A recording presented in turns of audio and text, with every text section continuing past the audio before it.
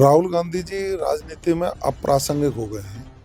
कांग्रेस में भी अंदर ही अंदर ये चल रहा है कि भाई राहुल गांधी के नेतृत्व में हम सफल नहीं हो पाएंगे, तो प्रियंका गांधी पे दाव खेला जाए। अशोक गहलोत जी वहाँ चले गए तो गोविंद सिंह डोटासरा जी को पता नहीं क्या दर्द हुआ। उन्होंने कहा कि व्यक्ति पूजा पसंद नहीं है, व्यक्ति पूजा होती है।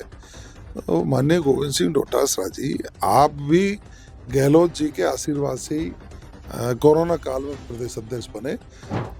उन्होंने शुरुआत में तो ये सोचा था कि तुम यहाँ आंदोलन करके लीडर बन जाओगे, लेकिन रामकेश मीणा जी को नकार दिया और भारतीय जनता पार्टी के नेताओं पर भी वहाँ की जनता ने विश्वास किया। वो समाधान भी हो गया। दोनों ओर के पंच पटेलों ने बात की, मंत्री स्तर की बात हुई। जब सचिन पायलट साहब को अपने पद से हटवाया और गहलोत जी के आशीर्वाद से आप पदासीन हुए। अब आप ये सोचें कि आप उस कांग्रेस की कुर्सी पर कब्जा करके बैठे। आपकी जो अंतर कलह है। नमस्कार, आप देख रहे हैं पॉलिटिकल पंचायत। मैं हूं दशरथ गुजर, मेरे साथ मौजूद हैं आज गृह राज्य मंत्री जवाहर सिंह विडम। तमाम मुद्दों पर बातचीत करेंगे। सबसे बड़ा मुद्दा जो पिछले दिनों आपने देखा देश में चला था, जन जी का आंदोलन हुआ। बड़ी मांग थी कि धर्मेंद्र प्रधान का इस्तीफा भी हुआ, लेकिन अब विपक्ष लगातार अलग अलग तरीके से विपक्ष को जो है संसद नहीं चलने दे रही है। और लगातार आज सनातन को लेकर, एक तरीके से चंदा चोरी को लेकर उन्होंने जो कुछ किया, उसको लेकर जो लोकसभा अध्यक्ष उन्होंने चेतावनी भी दी कि इस तरह की चीजें संसद में ना हो। क्या कहें? देखिए, विपक्ष के पास कोई मुद्दा नहीं है। युवकों ने अपनी मांग रखी और भारत की सरकार ने उनसे वार्ता करके जो भी समुचित समाधान होना था वो समाधान किया। कांग्रेस के लोग अपनी थोती उपस्थिति दर्ज कराने के लिए, अपने नाटक मंचन करने के लिए उसमें शामिल हुए, जिसको कई लोगों ने नकारा भी। भाई इनका कोई योगदान किसी प्रकार का नहीं है। अब अपनी उपस्थिति दर्ज कराने के लिए दोबारा वो संसद में जिस तरह का व्यवहार कर रहे हैं, मैं समझ सकता हूं कि कल उन्होंने कहा कि मेरा माइक बंद कर दिया। उनकी झूठ पकड़ी गई, माइक किसी ने बंद नहीं किया।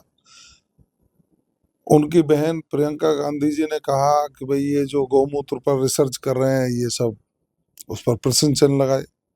तो सारे जितने भी रिसर्चर हैं उन लोगों ने भी कहा कि भाई ये लोग किसी पे विश्वास ही नहीं करते।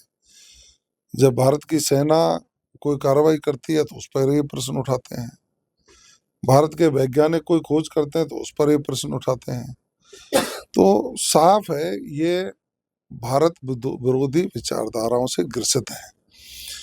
अब इन्होंने भगवान श्री राम के मंदिर पर हुई घटना को लेकर के जिस तरह का हो हल्ला किया है, उस पर त्वरित कार्रवाई की जा रही है। जो भी लोग कहीं उसमें पाए जाते हैं, कई मंदिरों में भी चोरी होती है, कहीं दूसरी जगह चोरी होती है, पुलिस की एफआईआर होती है, कार्रवाइयां होती हैं, तो निश्चित रूप से हम कानून सम्मत कार्रवाई करते हैं। लेकिन इन लोगों पर जनता के हित के मुद्दे हैं नहीं। मुद्दा विहीन राजनीति करके अपनी उपस्थिति दर्ज कराना चाहते हैं। लोकसभा में जो जनहित के कार्य होने हैं उसमें व्यवधान करना चाहते हैं। यही कांग्रेस की नीति रही है और कांग्रेस कभी भी भारत के समर्थन में खड़ी नहीं रही। उन्होंने अपने जब उनका कार्यकाल था उस समय भी जो नियम कानून जो भी सरकारी स्तर पर निर्णय हुए वो विदेशी ताकतों के दबाव में हुए। अब पहली बार भारत में स्वतंत्र रूप से निर्णय भी हो रहे हैं, जनता के हित के काम भी हो रहे हैं और भारत का वैभव भी बढ़ रहा है, इमेज भी बढ़ी है और आर्थिक दृष्टि से भी भारत मजबूत होता जा रहा है। तो कांग्रेस के पेट में दर्द हो रहा है, इसलिए लोकसभा में ये व्यवधान पैदा करना चाहते हैं। वही उनकी एक नीति है। आज सवाल भी पूछे गए थे राहुल गांधी से कि जो पुलिसकर्मी हैं, जो इलेक्टिव फोर्सेज हैं, उनके जो है परिजनों ने प्रेस कॉन्फ्रेंस कर तमाम चीजें रखी कि उनके भी बच्चे हैं, उनको भी ध्यान रखा जाए। तो राहुल गांधी सवाल जवाब देने से बचते रहे। देखिए, राहुल जी के पास ना कोई जवाब है, ना कोई उनका विजन है, ना कोई उनका सोच है। इसीलिए तो उनके कई कई तरीके के नाम देश की जनता ने रख रखे हैं। राहुल गांधी जी राजनीति में अप्रासंगिक हो गए हैं। कांग्रेस में भी अंदर ही अंदर ये चल रहा है कि भाई राहुल गांधी के नेतृत्व में हम सफल नहीं हो पाएंगे, तो प्रियंका गांधी पे दाव खेला जाए। उन्होंने प्रियंका गांधी को भी चुनाव लड़ा लिया तो जनता उनको भी पसंद नहीं करी, क्योंकि इनके जो खानदान है उसने देश पर जितने दिन सत्ता की, देश की संस्कृति को नुकसान किया। देश की जो संस्थाएं हैं उन पर कब्जा करने की कोशिश की।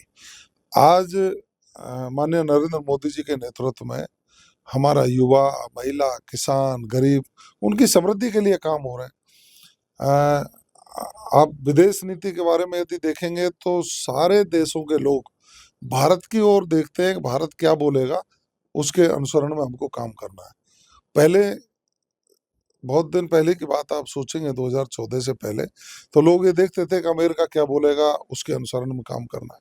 लेकिन भारत ने आज अपनी इतनी मजबूती से अपनी उपस्थिति दर्ज कराई है कि दुनिया भर के लोग भारत की व्यवस्था और भारत के प्रबंधन के कायल हैं। जिस तरह से यहाँ भी कांग्रेस के कल प्रदेश अध्यक्ष गोविंद सिंह डोटासरा और गहलोत को लेकर तमाम चीजें हुई, नेतृत्व की बात की यहाँ पर भी आपको मानते हैं कि जिस तरह की चीजें कल डोटासरा ने कही? अब आप देख ही रहे थे, महेंद्रजीत सिंह जी मालवीय साहब कोई 200 लोगों को लेकर के आए। अब वो पता नहीं किस पार्टी के थे या उनके खुद के ही थे, उनको दूसरी पार्टी का बना दिया। वो माननीय अशोक गहलोत जी के वहां पहुंच गए। अशोक गहलोत जी 3 बार के मुख्यमंत्री हैं, 3 बार के प्रदेश अध्यक्ष हैं, केंद्र में भी मंत्री रहे हैं। अशोक गहलोत जी के वहां चले गए तो गोविंद सिंह डोटासरा जी को पता नहीं क्या दर्द हुआ। उन्होंने कहा कि व्यक्ति पूजा पसंद नहीं है, व्यक्ति पूजा होती है। तो माननीय गोविंद सिंह डोटासरा जी, आप भी गहलोत जी के आशीर्वाद से ही कोरोना काल में प्रदेश अध्यक्ष बने, जब सचिन पायलट साहब को अपने पद से हटवाया और गहलोत जी के आशीर्वाद से आप पदासीन हुए। अब आप ये सोचें कि आप उस कांग्रेस की कुर्सी पर कब्जा करके बैठे हैं, आपकी जो अंतर कलह है वो साफ जाहिर है। आपको जनता के हित से कोई मतलब नहीं है।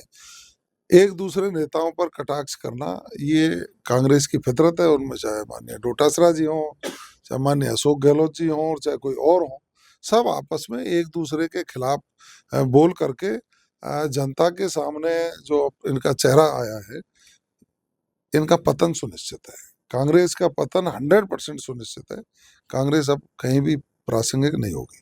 गोविंद सिंह डोटासरा ने कहा कि 2.5 साल सरकार को बीजेपी के हो गए हैं, अगर मैं पेपर लीक में अगर मैं शामिल था तो मुझे पकड़ा क्यों नहीं गया, इतने दिन हो गए, ये तमाम चीजें उन्होंने। वो जांच का विषय है। जांच में जो भी चीजें होंगी वो किसी के भी खिलाफ आती हैं तो हमारी पुलिस कार्रवाई करती है। लोकसभा में मुद्दा उठाया था कि 17 पेपर यहाँ पर लीक हुए थे और इनकी एक सचिन पायलट ने यात्रा भी निकाली थी। देखिए, ये सत्य है कि 19 में से 17 पेपर लीक हुए, व्यवस्था का फेल्योर था। और आज माननीय मुख्यमंत्री भजनलाल शर्मा जी के नेतृत्व में 350 से ज्यादा पेपर हुए हैं, लेकिन कोई भी पेपर लीक नहीं हुआ।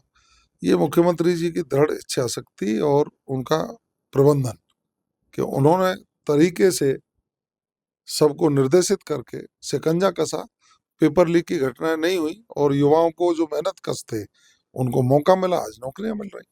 एक सवाल और, रामकेश मीणा कांग्रेस के विधायक हैं, गावड़ा मीना में कोई धरना चल रहा है, वहां पर उन्होंने कहा कि गृह राज्य मंत्री जवाहर सिंह बेडम आप पर आरोप लगाते हो कि उनकी सह पर मुकदमे दर्ज हो रहे हैं, और वहां पर कई और जो कांग्रेस के विधायक हैं पूर्व, वो भी पहुंच रहे हैं। देखिए, रामकेश मीणा जी, ये जो पांचना के बांध के पानी का जो मसला था उसमें अलग थलग पड़ गए थे। उन्होंने शुरुआत में तो ये सोचा था कि तुम यहाँ आंदोलन करके लीडर बन जाओगे, लेकिन रामकेश मीणा जी को नकार दिया और भारतीय जनता पार्टी के नेताओं पर भी वहां की जनता ने विश्वास किया। वो समाधान भी हो गया। दोनों ओर के पंच पटेलों ने बात की, मंत्री स्तर की बात हुई। माननीय मुख्यमंत्री जी ने सकारात्मकता का रुख अपनाते हुए सभी किसानों को समानता मानते हुए उसका निदान करवा दिया। अब रामकेश जी को ये चिंता सता रही है कि तुमने आंदोलन शुरू किया था और उसका लाभ कोई और ले गया, तो वो दोबारा से कोई न कोई बहाना लेकर के झूठे आरोप लगाना उनकी फितरत है। झूठे आरोप लगाने में वो माहिर भी हैं। तो रामकेश जी को खुद को आत्मचिंतन करना चाहिए कि भाई आपकी कितनी प्रासंगिकता है वहाँ। एक आखिरी सवाल, पंचायती राज चुनाव की तैयारी शुरू हो गई है, पंचायती राज चुनाव में बीजेपी अपने आप को कहाँ खड़ा पाती? बीजेपी तो आप ये देखिए कि जितने भी बोर्ड और हमारे जिला परिषद होंगी भारतीय जनता पार्टी की बनी। देखिए, हमारे साथ थे गृह राज्य मंत्री जवाहर सिंह बेडम, तमाम मुद्दों को खासकर जवाब दिया उन्होंने। पॉलिटिकल पंचायत के लिए कैमरामैन राकेश के साथ दशरथ सिंह।